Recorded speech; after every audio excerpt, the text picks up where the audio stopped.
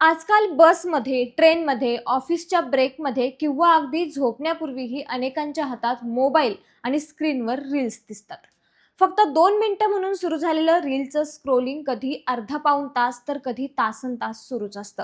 पण हेच रील्सचं वेळ आता मेंदूवर परिणाम करत असल्याचा इशारा तज्ज्ञांकडून दिला जातोय.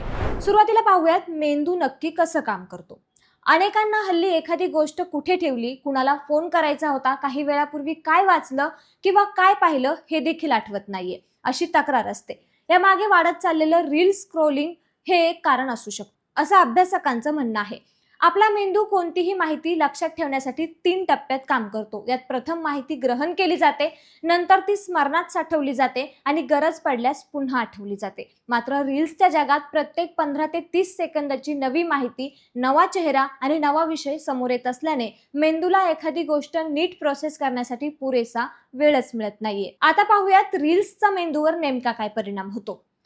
तर मंडळी, रील पाहताना मेंदूत डोपामाइन नावाचं रसायन रिलीज होतं, ज्यामुळे आपल्याला आनंद मिळतो. मात्र सतत नवीन कंटेंट पाहून मेंदूचा रिवॉर्ड सिस्टीम थकून जातो. परिणामी अभ्यास किंवा कामासारख्या गंभीर गोष्टी कंटाळवाण्या वाटू लागतात. सततच्या रील स्क्रोलिंगमुळे मेंदूला या झटपट मिळणाऱ्या आनंदाची सवय लागते. परिणामी पुस्तक वाचणं, अभ्यास करणं किंवा एखाद्या विषयावर सखोल विचार करणं यासारख्या गोष्टी कंटाळवाण्या वाटू लागतात. लक्ष केंद्रित होण्याची क्षमता देखील कमी होऊ लागते. तर या स्क्रोलिंगमुळे डिजिटल ॲम्नेशियाचा धोका वाढतोय. हा प्रकार नेमका काय पाहूयात. तज्ज्ञांच्या मते स्मार्टफोन आणि इंटरनेटमुळे कोणतीही माहिती एका क्लिकवर उपलब्ध असल्याने मेंदू स्वतः गोष्टी लक्षात ठेवण्याचा प्रयत्न कमी करतो. यालाच डिजिटल ॲम्नेशिया किंवा गुगल इफेक्ट म्हटलं जातं. उदाहरणार्थ, पूर्वी अनेकांचे मोबाईल नंबर पाठ असायचे. आज स्वतःचा नंबर सोडला तर जवळच्या व्यक्तीचाही नंबर अनेकांना आठवत नाही. कारण सर्व माहिती मोबाईलवर अवलंबून आहे किंवा कुठे ना कुठेतरी आपल्याला ती मिळणारच आहे याचा विश्वास आपल्यासह आपल्या मेंदूला देखील आहे. तर या स्क्रोलिंगला नेमका ब्रेक कसा लावायचा? तर ह्या काही टिप्स तुम्ही फॉलो करू शकता.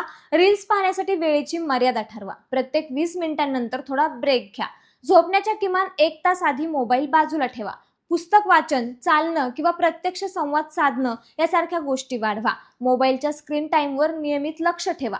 रील्स हा मनोरंजनाचा चांगला पर्याय असला तरी त्याचं अतिरेकाचं व्यसन मेंदूच्या कार्यक्षमतेवर परिणाम करू शकतं. म्हणून अजून एक रील म्हणता म्हणता तास निघून जातात आणि त्याची किंमत आपली एकाग्रता, स्मरणशक्ती आणि मानसिक स्वास्थ्य मोजत असतं.